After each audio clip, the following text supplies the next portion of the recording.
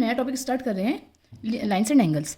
Lines and angles वाले topic में अभी हम क्या समझेंगे, पहले हम बेसिक से समझेंगे। लाइन कोई भी जनरेट होती है उससे पहले एक पॉइंट बनता है, तो वो पॉइंट समझेंगे क्या चीज़ होती है। पॉइंट होता है जिसकी कोई एक पोजीशन को बताता है और उसकी कोई लेंथ या ब्रेथ नहीं होती। और जैसे कि हमारी पेंसिल की टिप है, ये क्या है, पॉइंट है। ठीक है, ये पॉइंट हमें ऐसे डिनोट करते हैं।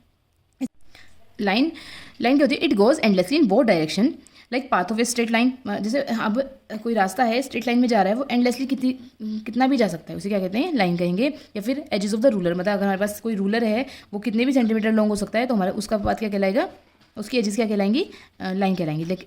ये जो कोई लाइन है ए बी, दो पॉइंट हैं, लेकिन ये ए इधर भी बढ़ सकता है इधर भी बढ़ सकता है, तो दोनों डायरेक्शन में जा सकते हैं तो लाइन में।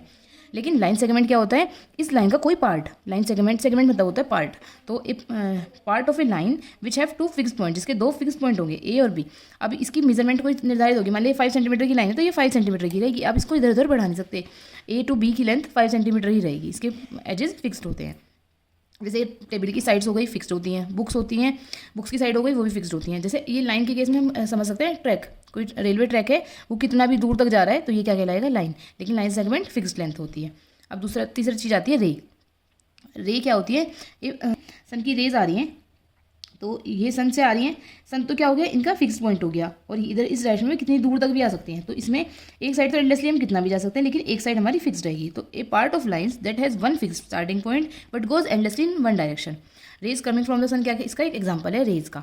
ठीक है, देखो लाइन्स एंड एंगल्स में हमारे पास आती है इंटरसेक्टिंग लाइन्स। इंटरसेक्टिंग लाइन्स क्या होती हैं, when two lines meet and cross each other at one point called intersecting lines। दो लाइन है ये ए बी और सी डी, ये एक दूसरे को मिल रही है कहाँ, ओ पर, तो ये क्या कहलाएगा, इंटरसेक्टिंग पॉइंट, और ये लाइन क्या कहलाएंगी, इंटरसेक्टिंग लाइन्स। ठीक है, फिर आती है parallel lines. when two lines are at same distance and never meet with each other। दो लाइन्स हैं ये ए बी और सी डी, सेम डिस्टेंस में थ्रू आउट, यहाँ से यहाँ तक सब जगह सेम डिस्टेंस पे रहेंगी और वो कभी भी मिलेंगी नहीं, एंडलेसली चलती रहेंगी। जैसे रेलवे ट्रैक होता है, दोनों साइड वो दोनों साइड से चलता रहता है, लेकिन कभी भी वो रेलवे ट्रैक की दोनों साइड कभी मिलती नहीं है। ठीक है, तो और नोटबुक की लाइंस हो गई, जैसे हमारी नोटबुक में लाइंस होती हैं, ऐसे ऐसे लाइंस होती हैं, ये कभी मिलती थोड़ी हैं, ये ऐसी की ऐसी ही रहेंगी, तो ये क्या कहलाती है, पैरेलल लाइंस, और ये थ्रू आउट सेम डिस्टेंस पे रहती हैं।